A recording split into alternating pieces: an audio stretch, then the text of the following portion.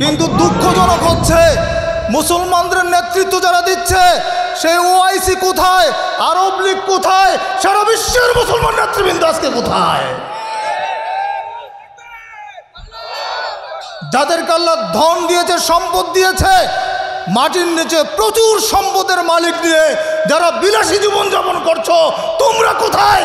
আজকে আমার মুসলমান ভাই না খেয়ে মারা যাচ্ছে, মুসলমান শিশু আজকে প্রতি মুহূর্তে তাদের জীবন চলে যাচ্ছে। তাদের কান্না দেখে কোনো সুস্থ মানুষ চোখের পানি ধরে রাখতে পারবে না। পত্রিকান্তরে যে খবর বেরিয়ে আসছে, আজকে কই একটু জোরালো প্রতিবাদ পর্যন্ত সেখানে আসছে না। মুসলমানরা মুসলমানদের মধ্যে দলাদলি করতে ব্যস্ত, মুসলমানদের মধ্যে মারামারি করতে ব্যস্ত, কিন্তু আজকে অমুসলিম শক্তি, ইহুদি নাসারা শক্তি, সেই আমাদের পৈতৃক আমাদের সম্পত্তি, তাদের নিজস্ব কোনো ভূখণ্ড ছিল না, তাদের কোনো আশ্রয়স্থল ছিল না। ফিলিস্তিনের মুসলমানরাই তাদেরকে আশ্রয় দিয়েছে।